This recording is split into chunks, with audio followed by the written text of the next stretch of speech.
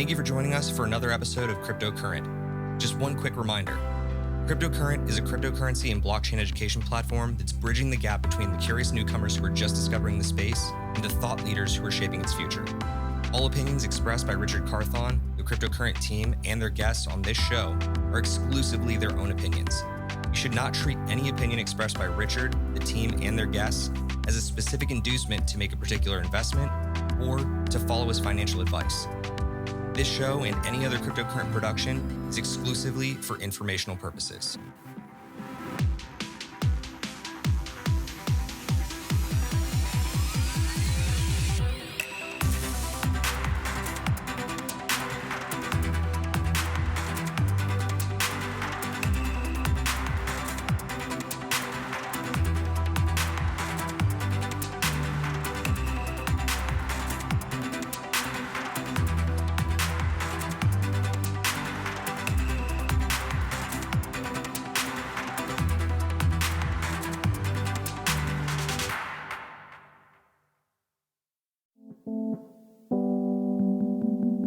Hello, everyone. Welcome to another episode of Cryptocurrent. Your host here, Richard Carthon. And today I have a very special guest all the way out in Taiwan working on a really cool layer one solution.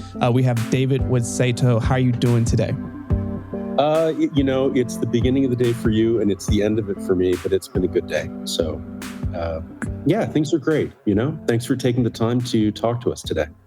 Absolutely, man. Well, excited to learn more about everything you have going on. But first, let's dive more into who you are and a little bit of background on yourself. Do you mind just sharing a little bit? Yeah, sure. I guess my background, I'm Canadian. I went to grad school in the States at Berkeley and was studying kind of economics, political science, cryptography. Ended up in China, running my own business eventually, and got into crypto like a lot of people do. It kind of takes you off the beaten path. And this was back like 2012, 2013. And so my co-founder and I, we were in Beijing through all of the block size wars, all of this really crazy early stage growth. Saito emerges from that period because our way of looking at the problems is very different than other people. And it took us until about 2017 to figure out, actually, we think the way we need to solve these problems is solving economic problems, not technical ones. And that led to Saito, which is a layer one blockchain. And hopefully we can talk about it today, Oh, definitely, man. So it's cool that you've been in this space for as long as you have. And again, you go to the core of what some core challenges were and still are today. And it was the impetus for creating Saito. So let's kind of just start there. Like, what were some of these underlying challenges from a foundational standpoint that you saw that needed to be addressed? Well, a lot of people, they think about blockchain as something that's technical. And so when they see problems like, oh, we're having problems growing the blockchain, they immediately jump to, this is a technical problem with a technical solution. For instance, a really obvious one is the block size cap, right? Like, how big should we let blocks get? And we can have lots of technical discussions like, oh, what's the latency of sending blocks back and forth?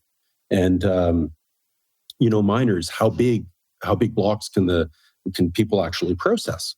But if we take a look at the block size wars, there's another way of looking at that same problem, which is, and there are two big problems. This is the first one. It's that the miners, the block producers, they don't have an incentive to make the right size blocks. If you could fix that problem, then you wouldn't need a block size cap. But it's a really weird thing to come into a tech space and say, because people are like, should we have 1 megabyte blocks? Should we have 2 megabyte blocks?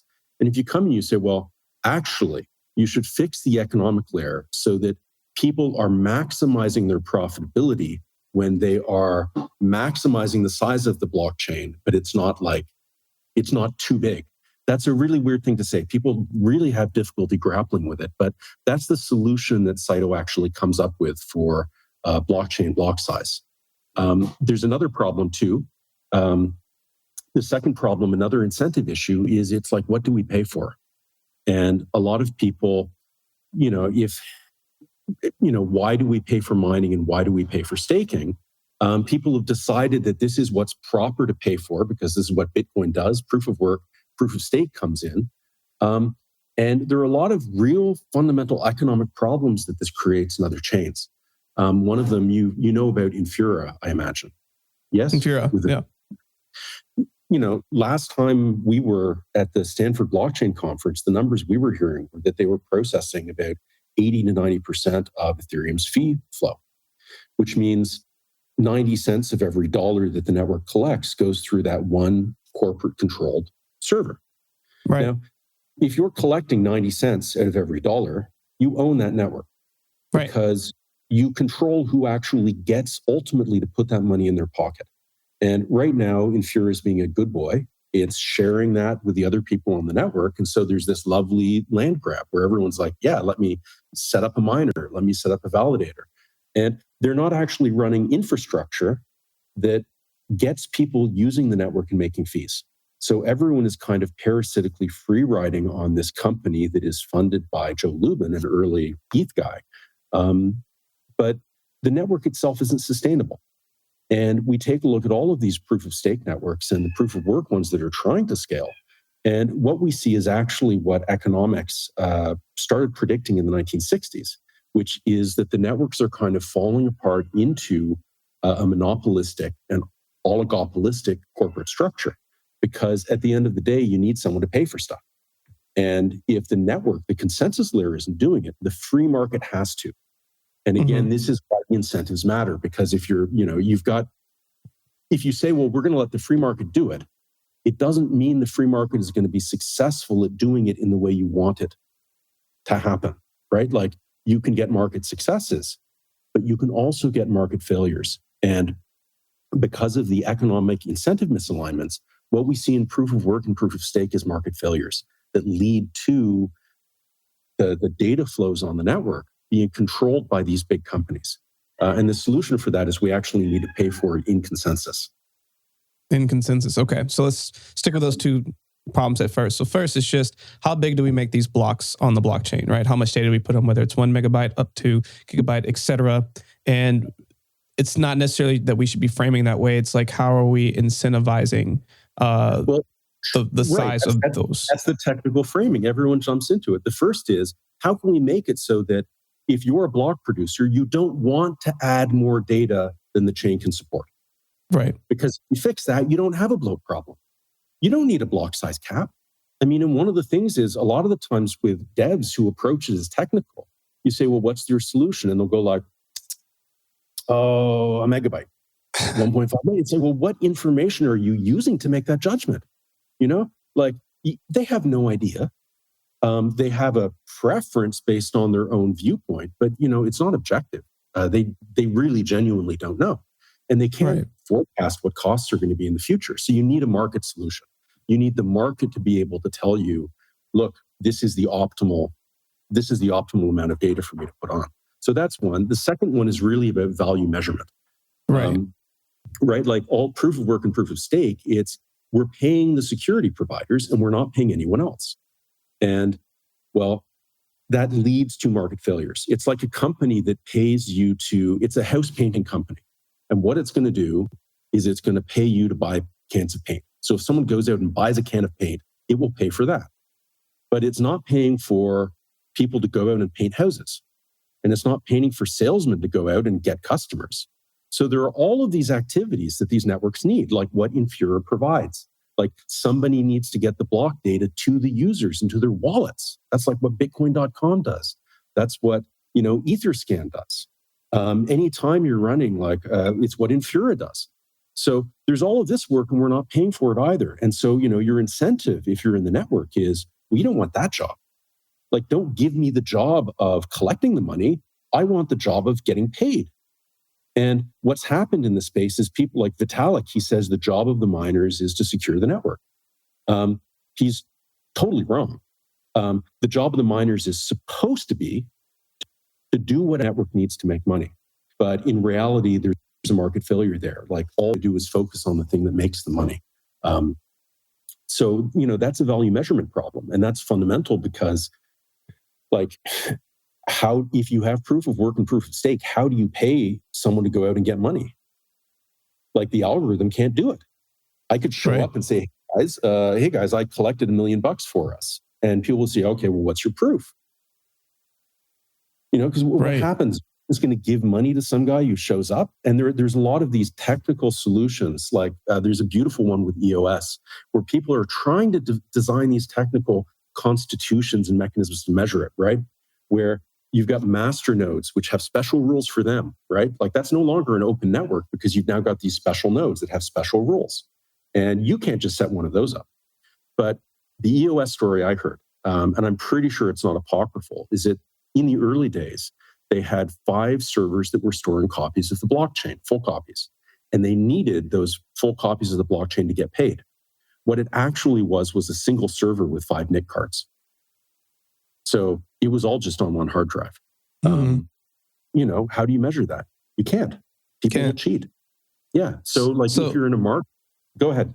No, so I'll just to bring it back home. So and then to kind of dive into how Saito is fixing these challenges. So again, going back to the first problem, which is deciding how big do you want your blockchain to be. There shouldn't be like a hard and set number. Based on the incentives that are going on should be the deciding factor, which I'm sure you'll explain how y'all going to address that. Like, the question is, what is the optimal size for the blockchain? The question is not how big should our blocks be. Like, the answer to that is your block should be optimally big. Optimally big.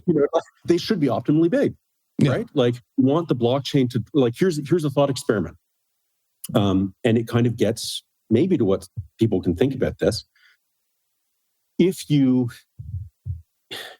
adding more data increases the value that the blockchain delivers and doesn't lead the blockchain to collapse, you want to increase the blocks because you want to be maximizing value.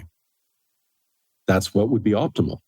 Now, if you're collapsing the blockchain, you're obviously not increasing value because the network disappears. But it's a different kind of question to ask. It's also very, it feels abstract and theoretical when you first come to it. Right. Because people are used to 4 megabytes. 8 right. megabytes. And people are used to that. And I definitely want to come back and see how, Saito is solving that. But then I also want to go to problem 2 really quickly, just another way of framing it, where a lot of these blockchains are, proof of work, proof of stake, where they are paying the network to basically lay down the piping, right? So the way I'm looking at it is like you go to a city, you're putting in the infrastructure and you put all the piping for all the sewage, but then you don't want to build the houses, build the bathrooms, build everything else that you would need to do the whole thing. They don't pay for piping. They don't pay for the network. Proof of stake pays stakers, right? People love it. It's like, that's free money. I have some tokens. I put them in the staking bank. I make money. I'm not putting down pipes. Right. I'm not running fiber optic infrastructure from Asia to North America. I'm not running an ISP. Like, if someone goes to Etherscan and they want to check some smart contract address, I'm not paying for that. No, so to complete that, right? So when you have this, you in the way that you're explaining it is, although they are making money with that, it is not properly incentivizing to further build out that as a solution that kind of completes the entire circle of economic value. Yeah. Let's drag it back to 2014, 2015, because right now, if you say the things people were saying about proof of work and proof of stake back then, you sound stupid. But it's great to remind people of what people were saying. Back then, you've got the big blockers in proof of work, and you've got the BTC guys. And the BTC guys say, look, we can't let this network get big. If the network gets big, then volunteers are going to go away and no one's going to run these nodes on the network. And we've actually seen with the scalable blockchains like Ethereum that volunteers go away very, very quickly. But they're the big blockers and they say, well, no, you don't understand economics. The miners are making money and the miners need a big network in order to make money. So the miners will pay for the network or they won't make money. And there's a variation of that basically in almost every scalable model of proof of work and proof of stake. It's like, well, if we don't scale, somebody's not going to make money. And so they're going to solve this problem for us because it's the free market. And people hear that and they go, well, that makes sense, right? Like, I want to make money, so I'll do what I need to make money. But there's actually a fundamental market problem there. Like this, it's not how free markets work. Note, first of all, that there are two equilibrium in that statement. Miners will pay for it, or miners won't get paid. So one, why are we assuming that the miners they pay for it and they get paid as the successful outcome? Why are we assuming the successful outcome is the outcome?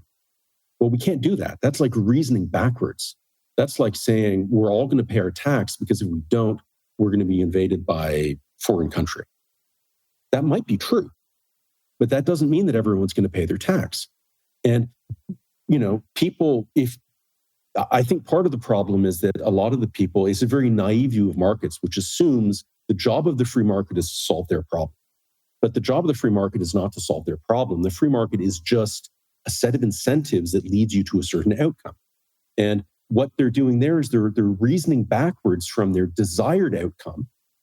And they're saying, because the desired outcome is the best outcome, that's the one we're oriented towards.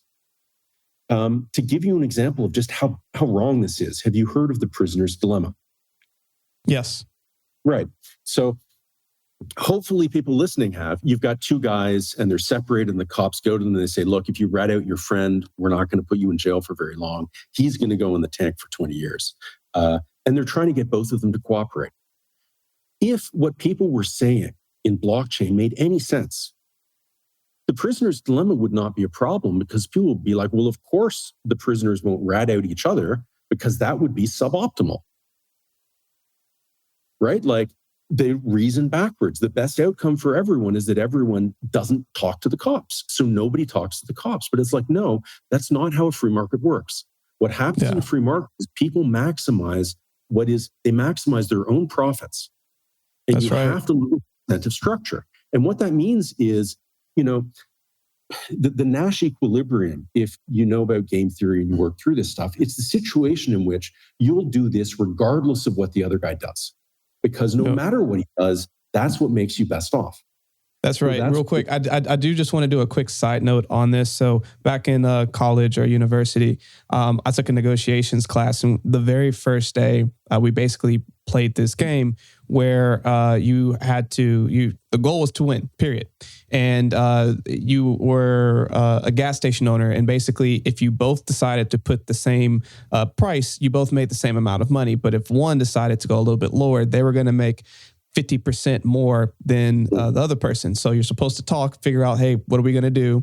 And logically, you should both agree because by the end of it, you're going to make the same amount of money. But if one of you were to, the other thing was if you both decided to lower your prices, then you would both make 25% of what it was, right? So you could either make 150 or 25. And logically, you're like, okay, well, we will both come out on top if we just do the same pricing. But you're incentivized to maximize. So therefore, if as soon as one person messes over the other person, now you've lost the trust. Now you're both going to try to do the lower price. And then ultimately you both hurt each other. Point being is that when you're in an open market, as much as you think logically, hey, everyone should just do the same thing, you're not. Because as long as there's a free market and capitalism and other stuff like that, people are going to try to maximize profits. It's not the free market. What people say, proof of work and proof of stake, it's just wrong. They're saying, I can't solve this problem. I've got this stuff I need to pay for.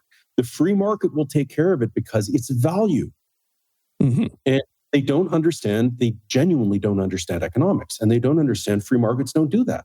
Like these people, they'd say, well, of course you guys will cooperate, or somebody will pay you to cooperate because that's how the free market will sort out this problem. And it's not.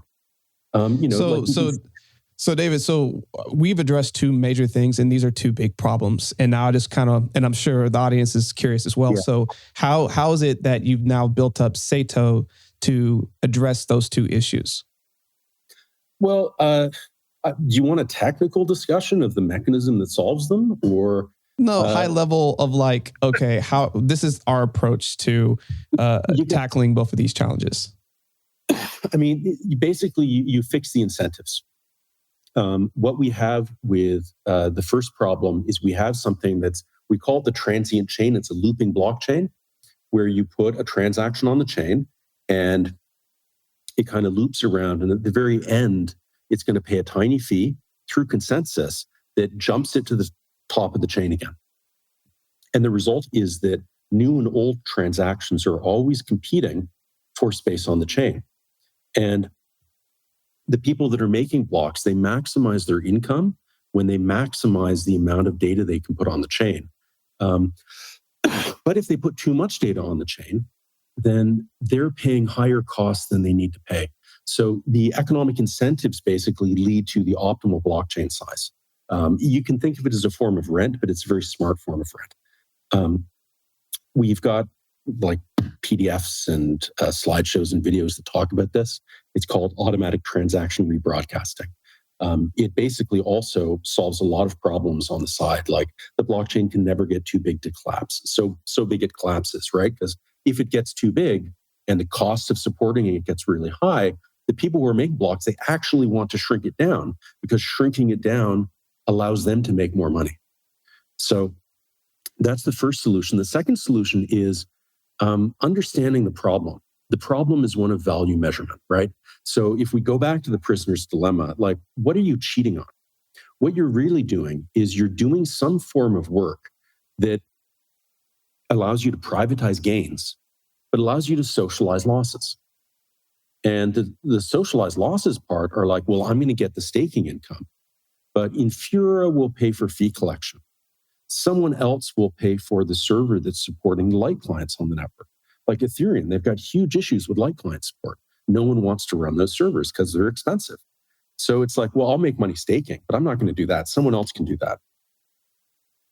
And the solution that we use for this is we don't have mining, we don't have staking, we have a different consensus algorithm.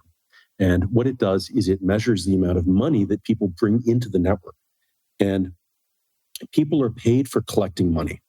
And the mechanism has the properties of proof of work and the properties of proof of stake, but we don't have stake and we don't have mining as something that's producing blocks. It's just money.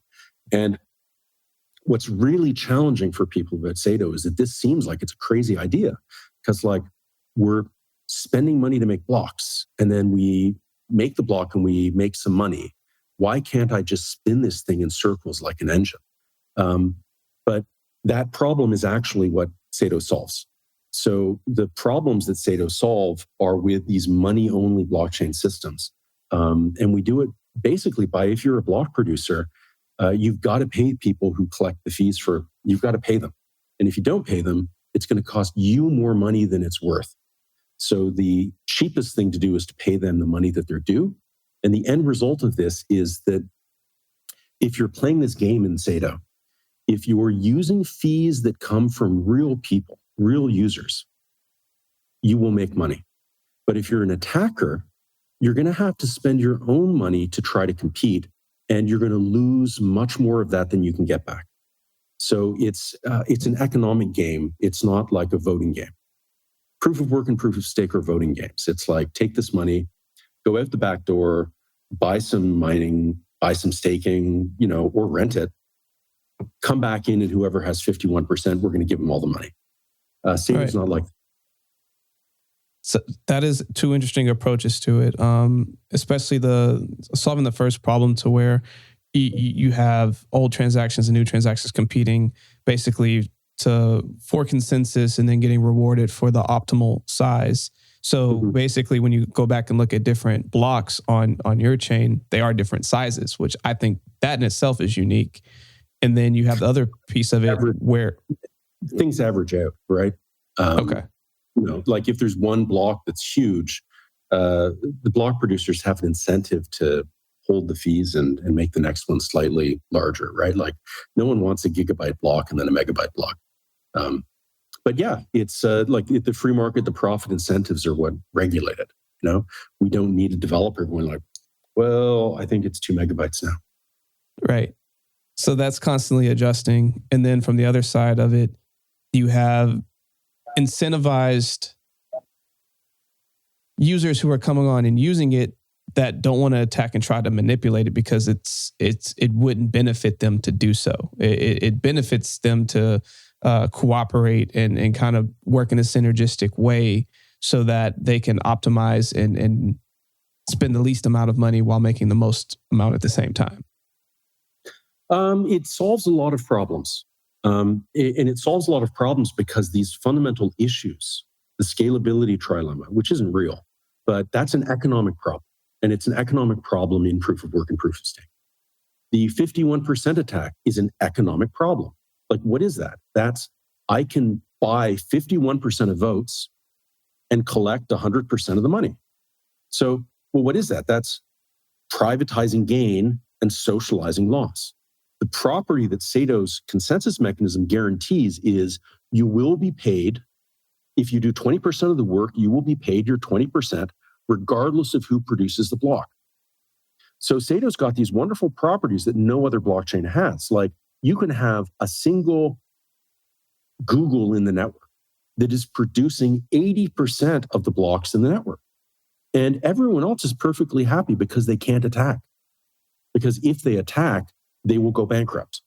Because the cost of attacking the network at scale is so high that they'll lose, like, it's basically inverse. If you've got 80% of the work, attacking the chain costs you the cost of 20% per block. So why would you do that? One, you're not going to do it because there's no economic incentive to try to get that point of leverage. But right. Two, like, why would you want to burn money to attack a blockchain that's making you money? But you can think about it. Like, maybe I'll throw a really interesting thought experiment at you, which is a lot of people in blockchain, they say decentralization, decentralization, decentralization. What is the value of decentralization? Like, that's a technical term, but almost nobody who says decentralization matters is actually thinking about, like, the topology of the network. They're using it to imply something else. Like, when they're the thing that they imply, I think, when you think of decentralization is freedom and not being one entity owning it, and you having a lot more control of your own information, et cetera. You nailed it. It's basically, it's an economic property called openness, which is non-excludability, which means everyone gets to participate on equal terms. So, if you want to use the network, you're on the same terms as everyone else. And if you want to participate in running the network, you're participating on the same terms as everyone else. And in proof of work and proof of stake, it's very, very easy for those properties to get destroyed, right? Like, proof of work, the bigger blocks get, the harder they are to move around the network. And there's a bunch of slow miners that get them late, and they're just not profitable because they're always mining on the last block, Or you get like 3 proof of stake cartels, and they're teaming up, and they're doing miner extracted value, and they're way more profitable than everyone else. And so they use the fact that they're huge to just drive the profits for everyone else into the ground. And we get like Lido Finance. There's like this one staking as a service company that's basically cleaning up. It's going to be a huge monopoly in ETH too. There's no solution for that. But people say, oh, decentralization. It's like, no, it's openness and non-exclusivity. But go back to the incentive problems, because a lot of these incentive problems, well, in economics, they're called collective action problems. And they're caused when you have openness and you have money at stake. Openness means you don't have a government. You don't have a trusted third party deciding what you can choose, right? There's no police. Like, if you choose to lower the cost of your gas, the cops aren't going to come and throw you in the slammer. It's an open system. You can do whatever you want. It's the same in blockchain.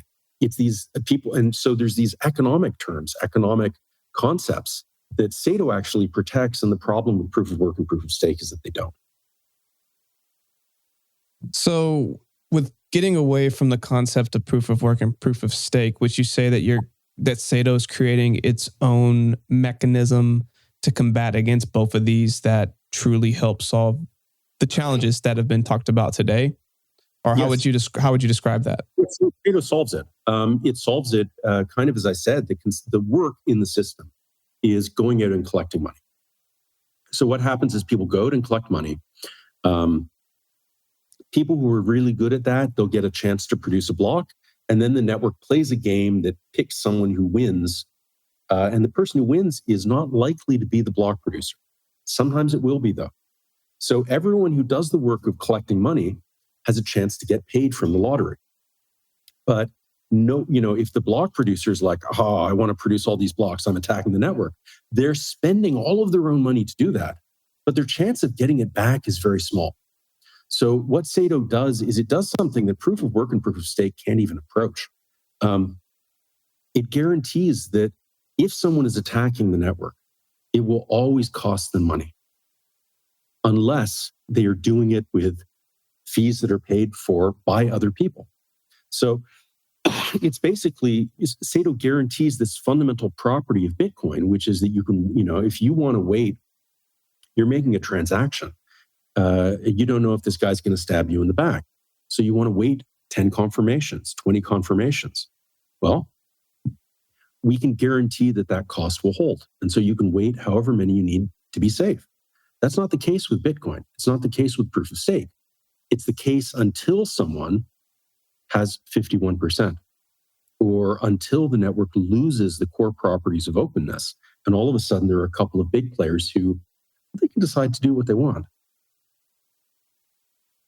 It's a really interesting concept. So you're making it more secure in the sense that there's more levers in place for there are fewer levers in place for people to have malicious actions that they can take. Think of it this way. Proof of work and proof of stake, it's a voting system, right? The vote is on who gets to make money. That's why I'm hashing. That's why I'm staking, because I want to make a block and I want to make money. And if your chain gets orphaned, your block gets orphaned, well, you're not making any money.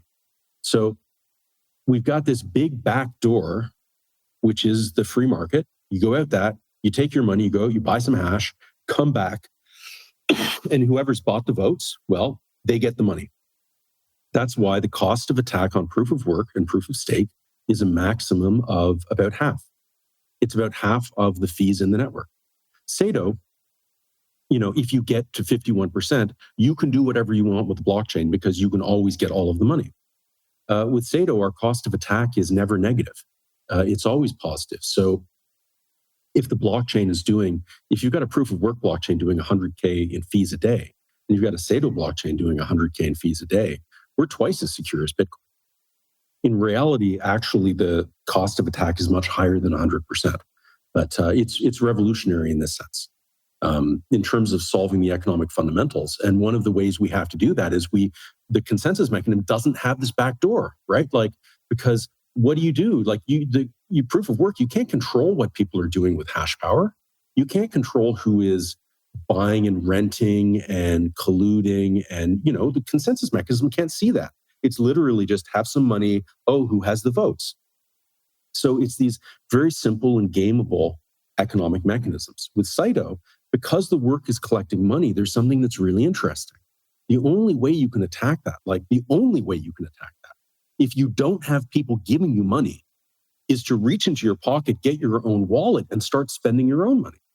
And the way that the payment lottery works, if you're spending your own money to produce blocks, you're bleeding out to other people in the network. So there's always a cost. And in fact, if you want to attack the network, that's great because you're literally going to be paying everyone in it. So it's a revolutionary and profound shift. And one of the changes is we go away from having this backdoor outside market to a consensus mechanism that is measuring something that is objective and everyone can agree on, which is where did this money come from? And the technical changes are some people say, it's complicated because they're thinking proof of work is like natural.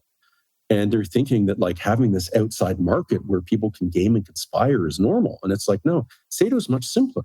It just says, if you're making a block, show us the work, show us who's putting the money into the block. Where does it come from?